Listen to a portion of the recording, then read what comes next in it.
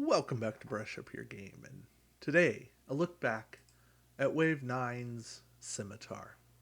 There are certain ships that define attack wing. The Scimitar was definitely one of them. Not necessarily the Scimitar herself, but the generic Riemann Warbird. Todd, you know why. Um, but yeah, this ship was a beast. Still is a beast, truly. Uh, if you played Alliance and you've gone Romulan and you get up to skill 9, you know. But yeah, 6274 or generics at 6273. Crew double weapon, double tech for 38 points. After you attack while cloaked, you may place an Ox Power token beside your ship to keep your cloak token from flipping to its red side. That, in and of itself, a ship that can stay cloaked, at the cost of an Ox Power token, where all you need to do is do a green maneuver, a 1 or 2 straight, a 1 bank. Pretty good. Double weapon slots mean you could run double photon torpedoes and fire them every turn from your rear arc or forward arc. Have 180 degrees of coverage split. Potent. Absolutely potent. The only thing lacking on this ship was a second crew slot. Double tech made it so you could run double interface generators before they were ruled to be one per ship. You could run an interface in a cloaked mine. Now you can have Romulan cloaking device and something fun. There's so much with this ship. Just those native 6 dice on a ship that cloaks, that maneuvers, that flies beautifully. Yeah. A 4 come about, which is practically an unheard of maneuver. A ship that goes 6 straight. Again, this ship defies the nature, the laws of attack wing, and just works. And here, to add insult to injury, what was a 36-point generic is now a 32-point generic. It kicks you in the mouth and makes you come back for more and saying, yes, I'll take more of that. It says, oh, I'm cloaked. I only have 7 durability left, but then you're rolling 6 defense dice. This is the counter that Romulans have lacked. It made Romulans scary. Because Romulans, for the longest time, had the Dideritics with 3 dice, the Valdor with 4 dice. Yes, they rolled more cloaking dice, they rolled more defense dice. But those defense dice did not compensate for the attack dice that everything was throwing back at them. They have more hold than anything in the game, aside from Borg. But what they lose was overall durability. Romulans fell off the battlefield. Remans versus bioships for a while was the state of play. Borg were always there. They still are. But Remans changed the balance of power. They tipped the scales. And they made flying in attack wing important, fun, and terrifying all at the same time. See, it's not Captain Shinzon. No. Skill 9 with the talent slot and 6 points is good. It's most of what you can ask for. And his named ability, again, it's not bad. During the Gather Force step, instead of purchasing an elite talent as normal for Shinzon, you can spend 4 points to place up to 4 Romulan talent upgrades face down beside this card. These cards remain face down until you decide to use one of them. When you do so, select the one you want and use it. Use it, turn it face up, discard the other 3. Okay, cool. Choice. Opportunity costs, though. You're using one, not the others. Which is fine, right? I agree. It's fine. Because you are bringing potential. Do you need attack pattern Shinzon Theta? I don't know. Maybe. Do you need Massacre? Again, probably not, but maybe. It all depends on what you might face. Shinzon was the closest thing to a sideboard that you could bring into the game and have reliably. Again, 10 points for all of that. Probably not worth it, but again, potential. The new Shinzon, the one that came with Secrets of the Tall Shi'ar, much better. Much, much, much better. Leaps and bounds better. But this Shinzon not to be overlooked. Worthwhile at times.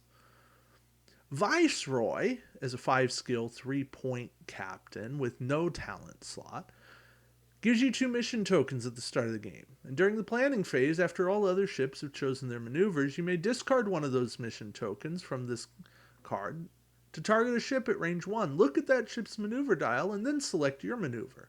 The target ship cannot change its chosen maneuver after you look at it. Okay, very thematic card. Very thematic to what the Viceroy did. But not relevant in Attack Wing. I mean, relevant, but not helpful enough. Because skill 5, not changing the balance of power. See, Viceroy would have been, I argue, better as a crew, assisting Shinzon, boosting Shinzon's skill. That's where Viceroy's place would have been. Not as a captain. And then we have Captain Huron, who is an admiral. But Huron is a 2-skill, 1-point captain. His action disable one of your crew upgrades to gain +1 attack die this round. That's just garbage. And as an admiral, is doing the same thing as a fleet action. And again, don't ever ask me to just take an action to gain 1 attack die. Give me quality every day of the week.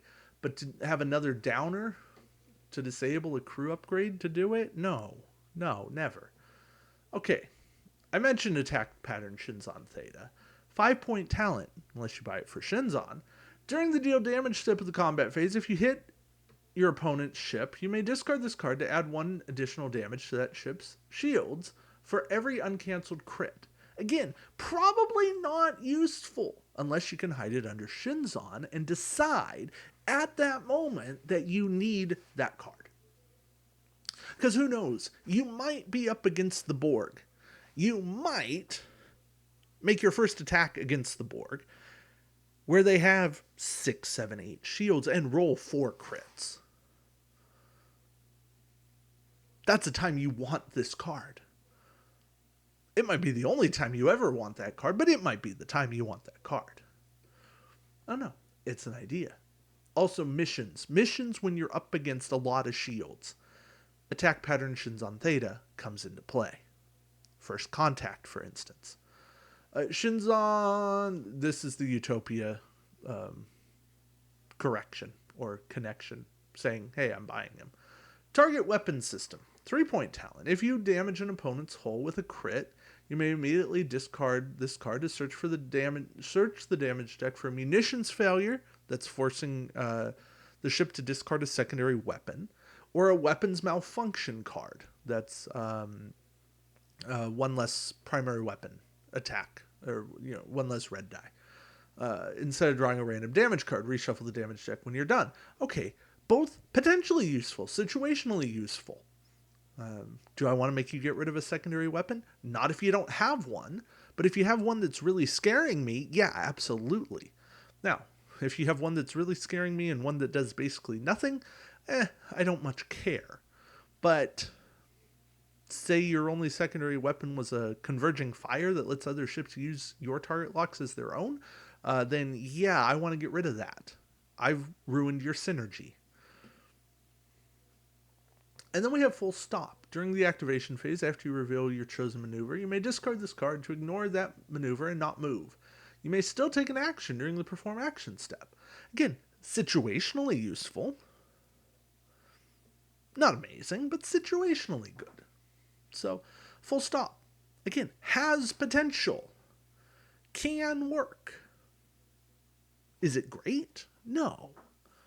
But is the ability to stop pretty good? Yeah, it is. There are times you want to stop, to not move. This is one of them.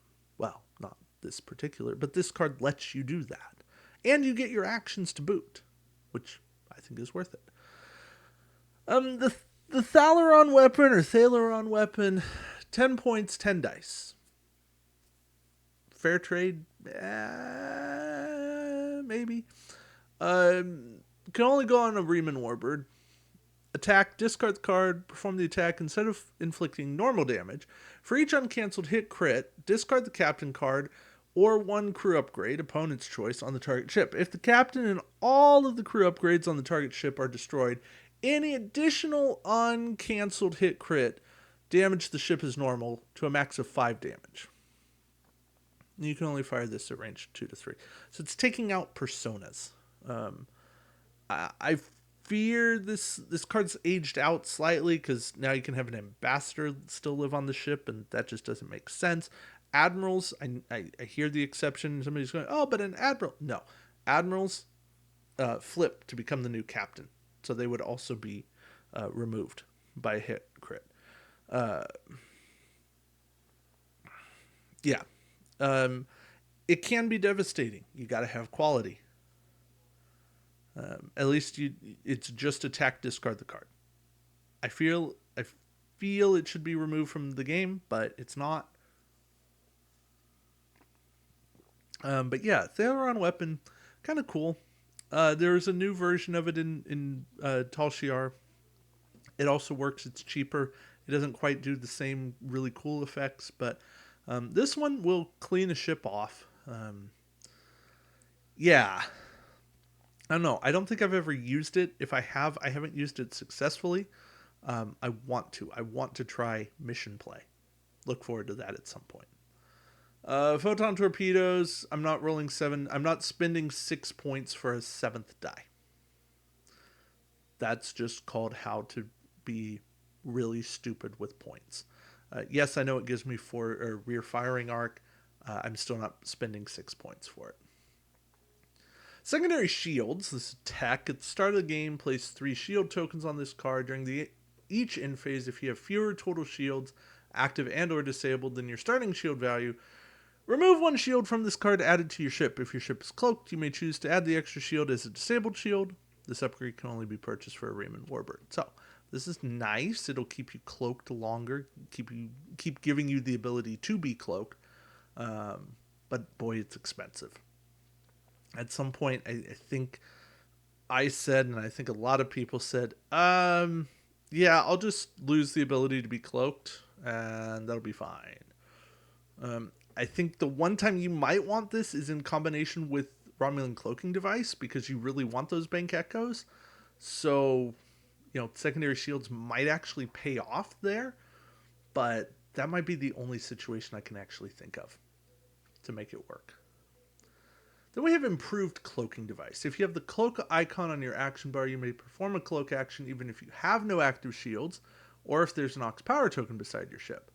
That much is kind of nice. I like it more for having the Ox, because I still get an action while I have an Ox power token, rather than no active shields that I can kind of suck it up and live with. But 5 points, expensive. I get that it does some really cool things, but it's good. It makes sense that it costs a whole lot more points to go on anything other than a Riemann Warbird. But really, what else would you put it on? A Valdor? A Daenerys? Klingon ships? Nah. That's kind of what I say. It's cool, but again, I think it's relegated to mission play. Riemann Boarding Party. Last card here. Action: if your ship's not cloaked, disable all of your remaining shields. Target a ship at range 1 to 2 that's not cloaked, has no active shields. Discard this card, disable all upgrades on the target ship. I like that it targets everything. And it's all upgrades, not just all crew. It's all upgrades. Disabling all crew, weapons, tech, talents. Ooh, that'll hurt. It'll hurt the right kind of ship. The big, beefy, stocked up clown car ships. I think Riemann Boarding Party is one of the better disabling cards, one of the better boarding parties. Um, but you got to target a ship that's not cloaked and has no active shields. That can be a pain. So just be aware of it. So I know it comes down to this. The Scimitar is in Secrets of the Tall Shiar, which you can get, at least at the time of this recording. Wave 9 Scimitar you probably can't get. So what are you really missing out on?